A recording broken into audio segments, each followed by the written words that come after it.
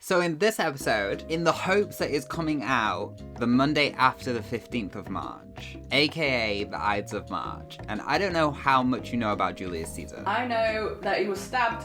Well, we kind of delve into the fact that that is the only most important fact about him, to be honest. Did I spoiler? Spoilers. Deep dive. Spoilers. Spoilers for ancient history. Which means it was more than 12 years ago, by the way. More than 12 years ago. Well, it was more than 12 years ago. This, by the way, is going to be a deep dive into Julius Caesar, except only the bits that are relevant to the Ides of March and also what I care about.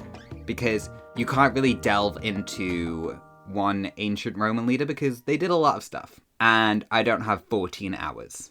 And I did this dive in about 40 minutes. I like long dead ancient leaders, as we know. Do you? I didn't know that. News to me. I do like long dead ancient leaders. I don't particularly like Julius Caesar. We're talking about him anyway. I'm not a fan of Roman leaders. His name was actually pronounced Julius Caesar in Latin. Julius. Wait a second, because... Julius Caesar. Julius Caesar. No one says that. Everyone says Julius Caesar. That's what we're going to be pronouncing it like. It's going to be the Ides of March soon. Hopefully, if this episode is in time, it has been the Ides of March recently. And for those who don't know, that is the day that Julius Caesar got stabbed. Why is there a special day for when he got stabbed? Don't you worry, that does get covered. So, he was stabbed by a bunch of Roman senators, basically. I love how I put, like, honestly, if I was to pick a Roman leader that was my favorite, I don't think I could. Mostly because the Romans are not a Class A act like the Greeks. The Romans, not a Class A act like the Greeks, you know? Who I think are, one, a lot more interesting, and two, a lot more fun. And also, they've never had a leader fail so much that they get a whole day mentioned after them. It's not wrong, is it? No, it's not wrong. Past you was correct, but did it help with the script? Past me was correct. I like how I typed that up and I was like, note for future me, not Class A act. C minus, Julius Caesar. So firstly, if you Google Julius Caesar, the first thing that Google will tell you under his name, it says Julius Caesar, and then it says former Roman dictator. And I think that really just says it all. Yes, just a little bit. If that's going to be your tagline, you're not doing well. Or you're doing too well. There's a lot of myths surrounding him. Well, there's not like a lot of myths. There's some myths, there's some facts. A big myth surrounding him, though, is that cesarian sections were named after him. I never heard of this until I, mentioned him, and my mum said, oh, that's what cesarian sections were named after him. Incorrect. Cesarian Caesar. Ah, yeah, that makes sense. So it was commonly believed that cesarian sections were named after him because his mother was meant to have had a cesarian section, but she can't have because she wouldn't have survived it back in that time. And we know she lived until his adulthood. So yeah, his mother Aurelia is reputed to have lived to hear of her son's invasion of Britain. So we don't believe she ever had a cesarian section, and that's obviously not his name. At that time, the procedure was performed only when the mother was dead or dying as an attempt to save the child from a state wishing to increase its population. But Roman law under Caesar decreed that all women who were so fated by childbirth must be cut open, hence cesarian, so that might have been where it came from. But it's mentioned from myths around Apollo and stuff like that, so it's not well known, but a lot of people think it comes from Caesar. I think that's weird. Just a fun fact that I didn't really know about. I didn't know anything about that either. I know. There's a lot of stuff surrounding, the history of cesarian and stuff, and that might end up being its own deep dive, really. Maybe when we do, a medical deep dive. It would be a 5-part medical history. You know how much I love it. Yeah, that's fine. I mean, wasn't that why chainsaws were invented? For childbirth, right? I think you could be right. I'm pretty sure. We'll save it. We'll save it for the medical history deep dive. Now, back to Julius Caesar, right. He wanted to live up to his hero. And his hero was Alexander the Great. He really admired him. He was in the Temple of Hercules and beheld a statue of Alexander the Great, which caused him to reflect that Alexander had conquered the whole of the known world at an age when he, Caesar, had achieved nothing of note. Okay. Is a famous thing that happened to him. So he was honestly, fair play. He's kind of doing that really toxic thing in which you compare yourself to someone else. Oh, Alexander the Great did so much. And I'm just here, how cringe. Vibing. I have a cat. That's it. Yeah. Yeah, okay. We all do it. Yeah, we've all been there. I mean, I've definitely never compared myself to Alexander the Great. Be Wish I could. I don't think anyone can compare themselves to Alexander the Great, but we've all done it where we're there like, oh, I'm behind compared to others, I think. But comparison is the thief of joy, as we say. It's just that it's like classic toxic human trait, so I guess times haven't really changed that much. No, not really. I wouldn't say that Alexander the Great and Caesar are on the same footing, what with Alexander the Great being a king of Macedonia and Caesar being like this guy that then became a political person and then a dictator, so kind of not. They didn't start off equal, for sure, and I don't think they ended equal either. I know that you always mention Mr. Alexander the Alright. I didn't know if it was just bias. I mean, I will admit, I prefer Alexander the Great to Julius Caesar. However, a king that conquered so much of the world versus Caesar. Anyway, Julius Caesar, he looked up to Alexander the Great quite a lot. He later decided to invade Alexandria, which was, of course, founded by Alexander the Great. He named a lot of cities after himself. He wasn't very creative in that. We'll probably do a deep dive into Alexander the Great, I'm going to be honest. So specifically for Alexandria, he's famous for having burnt down the Library of Alexandria. The Library of Alexandria is such a topic of heartache still. Contention and upset, and so much was lost. It was a huge loss of history, and he is blamed for it, and that is not entirely correct. That he burnt it down. So who burnt it down?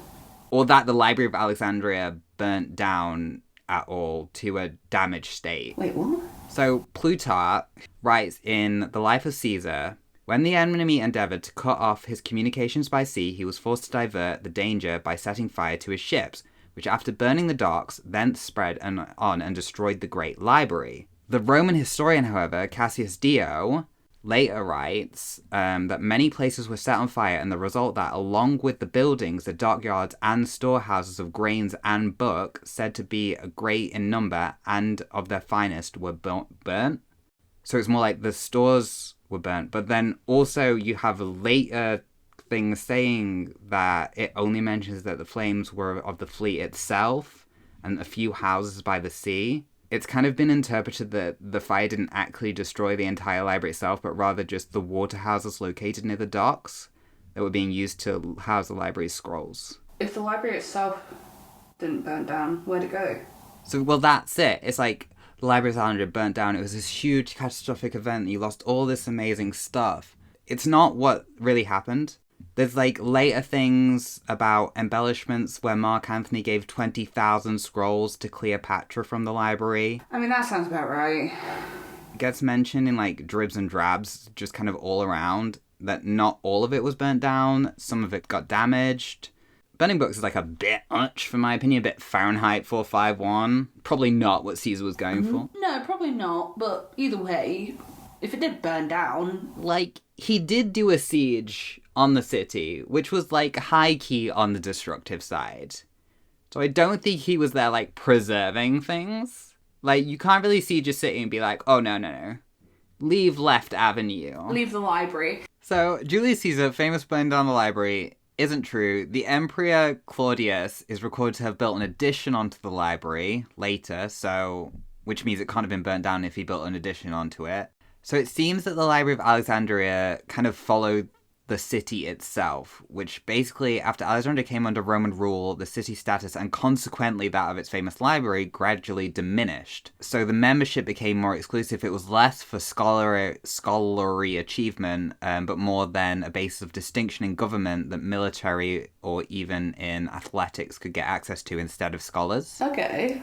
And then the reputation of the Alexandrian scholar declined, the reputation of other libraries across the Mediterranean would improve, diminishing the Library of Alexandria's former status as the most prominent. So it's not that it burnt down, it's more that, tragically, it just kind of went into disrepair because of what happened to it, because it wasn't respected, it wasn't appreciated by Roman rule as much.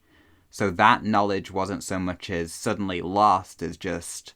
I think that's kind of more tragic than a sudden, like, accident of just the whole library burning down, is like the slow decline of the access to knowledge. That is actually worse. But there's definitely stuff from all of ancient history that's lost because it can't survive. Not everything that we make can be permanent. Like, that's kind of the beauty about humanity. We ain't permanent. What we make isn't permanent. Nothing's permanent. Something isn't beautiful because it lasts. So I care a lot about the Library of Alexandria. I do. I'm a millennial, and I feel like it just kind of goes hand in hand with millennials that are fans of ancient history. I'm gonna be honest and real. Do you think maybe millennials with the ancient history and the Alexandria, maybe that comes from the fact that we were the generation where we both had physical and digital? Because obviously we grew up with, like, photo albums and... Do you know what I mean? Like, as kids and instant cameras and stuff, and then as we've grown, we've kind of become more accustomed to digital with phones, smartphone, social media, all that kind of thing. But at the end of the day, I think because we had that experience of, like, the end of proper cameras and, like, actual physical media, we can kind of understand the whole thing of, if it isn't physical, it isn't real. Do you know what I mean? Like, we don't actually own it if it's not there. I like that interpretation. I don't think us losing photo albums is the same as a city going into decline. Well, no, but, like, it's the whole thing of information, memories, photos, things that are now digital that we take for granted, like all your notes on your phone, for example. If they just vanished, they're vanished. That's it, it's gone. I'd be done for. Whereas, like, if you have physical things, like, you know, a physical camera that takes actual Polaroids or something, for example, just off the top of my head, you have something to keep. That is real. That's not going anywhere unless you burn it. Whereas, like, online, it's just... So maybe that's why we have that weird want for the Alexandria. It feels like it's not as real if it's not... Physical. You can't hold it and touch it. Is it real? No. Anyway, yeah, sorry. Right, go on. I went into this whole thing. Go on. Anyway, so... Basically, though Caesar is accused of burning down the libraries of Island, and he did kind of do that, and he did kind of create a huge loss with an invasion and a decline of a city, it just kind of fell into disrepair. There's a whole thing about early life and stuff, and the background, and whatever makes someone, like, who they are, and what curates them, and the culture they grow up in. I'm not going into that.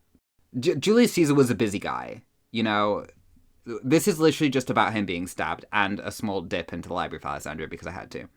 Yeah, they did a lot of stuff back then. He didn't really have, like, a chill, cozy day off in his blanket hoodie watching Netflix. Like, it's hard to summarize everything Julius Caesar did. Mate, everything could have been fixed if he'd have just done that. So the next section title, which is just great, Assassination and then Dictatorship and Honors. Really combining it all in that little, you know... The trifecta. Yep, just a little snippet. Makes sense. You've, like, assassination and dictatorship, but also honors. Can't be mad at honors. Like, do you want the bad news or the good news first? That's kind of like that situation. I want the bad news. Bad news always. Ah, you're dying, but you've got a sparkly crown. Ooh, sparkly crown. I take a sparkly crown. I want a sparkly crown. Which is kind of what essentially did happen to Caesar. What, you got a sparkly crown? Okay, yeah, tell me. Before his assassination and dictatorship, like, he was complimented a fair bit. So prior to Caesar's assumption of the title dictator, perpetuo, specifically, in February 44 BC, he had been appointed dictator some 4 times since the first dictatorship in 49 BC. After occupying Rome, he engineered the first appointment largely to hold elections. After 11 days, he resigned. What?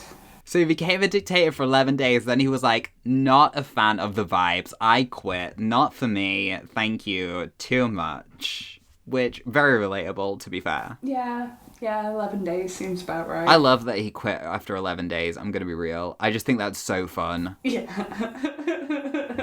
He's just like, nah, I've changed my mind, I don't want it. I like at, like, day 10 or whatever, he was like, and day 11 he was like, no, actually, I've slept on it, not for me. Vibes, not for me. You know what, let's go. The vibes are a little off, gonna be real, true, and honest. And then he got stabbed. Here's my letter of resignation. To whom it may concern. Kind regards, Julius Caesar. So he got bestowed a lot of titles, right? He got bestowed with honors. At one point, he got given a title that meant prefect of morals, which is quite a thing to, like, live up to. You're like, you're the most morally of the morals. You're in charge. He was also granted power over war and peace. He created a whole month, the month of Quintilis, in which he was born, was renamed Julius, now July. Ah, okay. Yeah, and August is named after the Roman leader Augustus. What's June? Any idea? No, June's always existed. It was just July and August from Roman leaders. June always existed. June wasn't named after a Roman leader like Julius and Augustus. Oh, well, what was June named after? What about November? Was that a leader? It was originally Quintilis. It's 2 months. Those 2 months didn't used to exist. Those 2 months have been made. What, June and July? No, July and August. Yeah, and I asked what about June and November? What were they named after? So we used to have 10 months. Okay. Then they split it up to make July and August. So June and November were around before, but were they called June and November? And if they were... No, they weren't originally called June and November. So where did the name come from? I'm asking questions. What if it was a leader? What were the months originally called? Okay, the months before the names. Martius, Aprilis, Marius, Junius, Quintilis, Sextilis, September, October, November, and December. September, October, November, and December were all the same. Everything else has just got "inis" on the end. The last 6 names correspond to the Latin word of the numbers 5 through 10. That's the Roman Republican calendar, by the way. That's boring. Okay, go on. Sorry, I got excited. I'm sorry, there wasn't a Roman leader Novembercus. Why though? Junicus. Junicus doesn't sound as ridiculous as Novembercus. Novembercus. Anyway, go on. So, Caesar's domination over public affairs and his competitive instincts to prelude all others alienated the political class and led eventually to a conspiracy against his life. Because he was becoming a bit of a, I know better than you, bit of a tool. Next title, which I love. Conspiracy and Death. I wonder what's going to happen.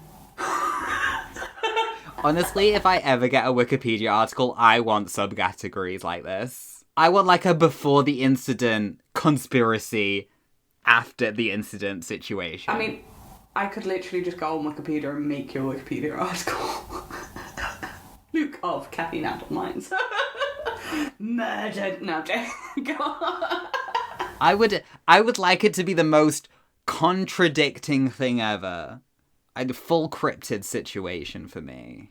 Conspiracy and death. Shortly before the 15th of February, which is the Ides of March, he assumed the dictatorship for life, putting an end to any hopes that the power would barely be temporary. Clearly showed that Caesar had no intention to restore the Free Republic and that no Free Republic could be restored so long as he was in power. Which, I mean, to be fair, the guy went, I'm going to be temporary dictator, and then the Republic went, yeah, no, he'll back down. And then he was like, oh, I'm a dictator so I can do what I want. This is permanent now. And they were like, like, this is what a dictator means. And like, all the Senate was just like, what?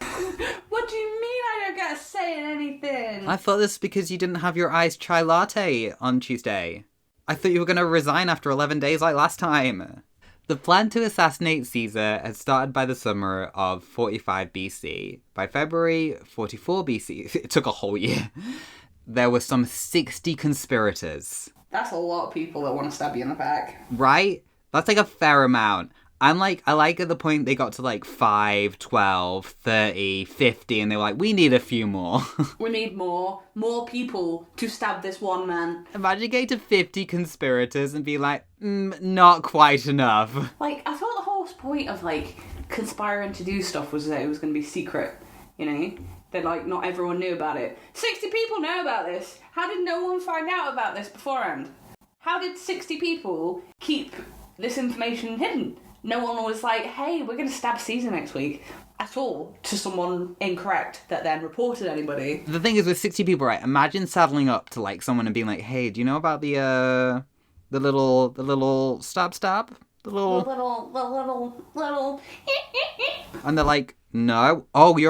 You're number 61. I'm so sorry. We need labels. We need name tags. Oops. Is it just... Did they have weekly meetings, you know? Every other week, another person would be there? That's what I'm saying. And also, right, here's my question. When it comes to someone being wished dead, right, if there were 60 people planning to murder me, I'd be like, well, clearly I did something proper bad, because it's not just like 1 or 2 people, it's 60 people that are like, nah, it'd be better to just stab him. I feel like at some point you gotta look around and Caesar's gotta be like, where are 60 of the people that are normally here? Oh, they're having a secret meeting without you. Oh, I guess that's fine. That's fine. That's completely fine. That's not sneaky in any way. How many people do you need to have to want to kill you for it to be acceptable for you to die? I'd say less than 60, honestly. That's what I'd say. Like, should we feel bad that he got stabbed so much? Well, it depends on the position. If it's 60 people from the Senate, you know, like, that's kind of like, that's a sign. If it's 60 out of 1 million, that's not that much. If it's 60 out of 60, that's a lot. Yeah, that's pretty bad. Anyway, right, so 60 people were on this conspiracy. Yeah, 60 people. And Brutus, who is a very famous name when it comes to the assassination of Caesar, he was the main leader of the conspiracy. Okay, so he was riling everyone. While some news of the conspiracy did leak out, Caesar refused to take precautions and rejected an escort by a bodyguard. He was so confident. He was like, someone's like, hey, Caesar, you're gonna be assassinated. He was like, me? No, I'm the dictator that everyone loves. I love the confidence, you know?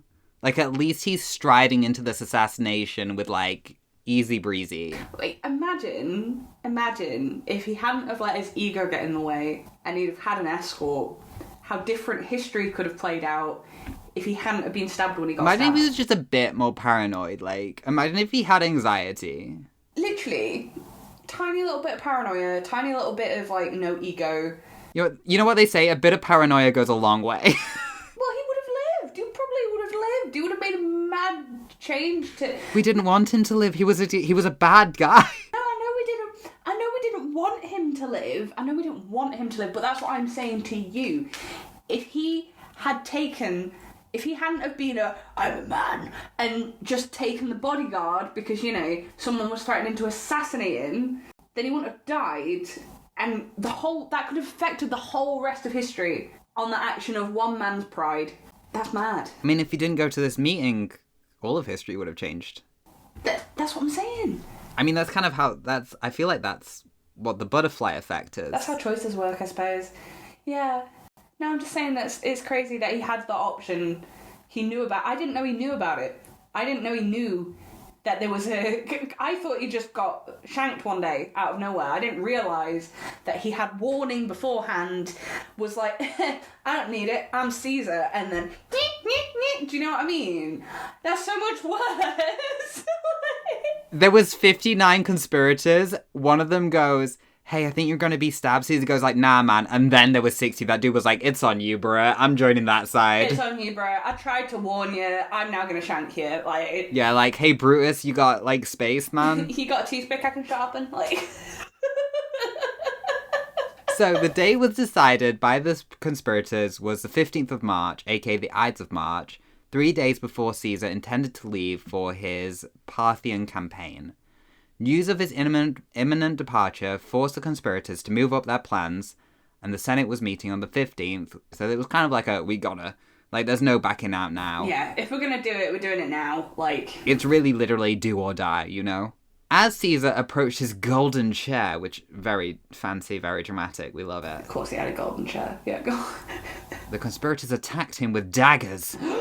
Between 23 and 35 wounds later, the dictator for life was dead. Which I imagine you would die after 23 to 35 wounds later. That's a lot of stabbing. That's a lot of stabbing. I feel like after 3, you're probably like, should we check? Should we see if he's dead yet? No, just keep... I mean, look, right, they set out with a mission to kill the dictator. 23 to 35 stab wounds in, you can definitely say he's probably dead. I like that it's 23 to 35. That is more than 10 in discrepancy. Did they just stop counting? I think they all went in and went ham, and the thing is, wounds went with other wounds that caused bigger holes, so they couldn't count properly how many wounds there were, because it was just a pile of mush. You know, when you're in like a co-op shooter game and you're like, oh yeah, I've got one down. They're just like, oh yeah, no, I stabbed him like 3 times. Like, well, if we all stabbed him 3 times, that would mean he had 35 stab wounds, but the medical report says 23. No, man, I definitely stabbed him. 100%. That is definitely probably what happened. For sure, man. It was a headshot. Trust me. 23 to 35 times. That's a big variance to just not know. Yeah. It's quite excessive, at the very least. Yeah, I mean, he was definitely dead. They definitely achieved, I think, what they wanted to achieve. Yeah, that is what we call a crime of passion. Not with all that conspiring, it's not. A crime of passion happens off the cuff, it's not planned. Is an affair not just a conspiracy? Conspiring? Just trying to add some drama to this 35 stabbed murder. I was going to say, like, we need any drama. He's been stabbed nearly between 23 to 35 times. We don't know which. He got stabbed that much. So, there are some variations of his last words. Please don't stab me. Whether he fell in silence per Senatius or after reply to Brutus' appearance, kai su teknon, which means you too child, is variantly recorded. There's a very famous phrase that's et tu brute, which a lot of people know, and that was used by Richard Eads in his play Caesar Interfectus, which later likely inspired William Shakespeare in the play Julius Caesar, which I think is definitely well known. It's better known in modern culture, but is not found in any ancient sources. I for sure have quoted et tu brute so often. I say it like every few months for sure. I've heard you say it. I don't know what it means, but I've heard you say it. And you, Brutus. But not actually founded in history at all, which I'm going to be real, did not know. Because it is so much more well known than, what was the actual one? You too, child. Not as dramatic. There was another one that is like, Caesar shouted out in Latin, which I'm not going to say in Latin. The translation meant, why this is violence, or but this is violence, when he was like being stabbed. Like, yes, you are correct. Yeah, that is violent. This is in fact violence. A violence. Another version says, he said, what is this, such violence against Caesar? Interesting that you'd say your name in third person, but probably did. I do believe he would do that. Yeah, he seems to have that kind of ego. He is a dictator for life. I feel like he'd say, against Caesar? Me? No. It's not allowed. If you were getting stabbed by loads of people, what would you want your last words to be? I would be like, I know for a fact, if I was getting... Firstly, my words before I get stabbed are going to be like, what are you going to do, stab me? I know that is how that's going down. I'm well aware. But we're talking about, like, you are Julius Caesar. I think after I'm getting stabbed, I'm just going to be like, bruh. Bruh. I'll be like, bruh. This is trash. What is this new hole inside me? What is this? Why is it red? I'd be like, oh man. Oh no. You ruined my new cloak. I don't know what they wore there. I couldn't remember. I'd be like, no, not the face. What would you say? Cheese. No, I wouldn't say cheese. I don't know why cheese came to my head. Anyway, that was like my kind of very half-baked dive into Caesar, where I missed out loads of stuff because I can't really delve into an entire dude's life. That led to 101 other things, everything he did every Tuesday. It was a lot. He was a busy guy. A busy guy, but not too busy to get stabbed 23 to 35 times. The fact of the matter is, he did a lot of stuff should have been more famous for, but he's most famous for getting stabbed, and that's kind of what matters. So basically, the Ides of March, be careful, don't become a dictator and get stabbed. And if 60 people start following you around, run. I'm just saying, bit tragic that he wanted to be like Alexander the Great, who did a lot more and isn't famous for getting stabbed. But yeah, that's been my deep dive. Interesting. I feel like I learned loads. Julius Caesar, he was a busy guy. Is a busy, bad guy. And now you know the Ides of March, March the 15th. Beware. Is when he got stabbed. And et tu brute, not an actual quote, but also we don't know what he said, so... I think he just said cheese. Cheese. I don't know if they had a lot of cheese in ancient Rome. Did they have cheese in ancient Rome? It was part of standard rations for Roman soldiers. Hey, they get the cheese. Maybe he did say cheese. Maybe he did say cheese. The Romans, they put it in the rations. They knew. They knew cheese. Cheese. They knew cheese. Anyway, that's been the episode. Deep diving into ancient history and rulers that we'll do more of because I like them. I've been Luke. That's been Shannon. I've been This has been the podcast. Check out Caffeine Out of Minds on Instagram for updates. Check out Caffeine Out of Minds on YouTube for animations. Just look at our things. Check out any upcoming updates about possibly a caffeine-addled After Dark, question mark. Question mark. Possibly a Patreon exclusive. No hold barred. Which is going to be dangerous. Where we have no hold bars. It's going to be dangerous. Bridges will be burned. Things will be set on fire and floods. And... Bridges will be burned. It's the start of the apocalypse, I think. Mostly we can swear. Yeah, mostly we can swear. I don't have to resort to words like canoodle. Bye. Alright, anyway, bye. Canoodle. Canoodle. Alright, bye-bye. Bye-bye. Bye. Bye-bye. Bye-bye.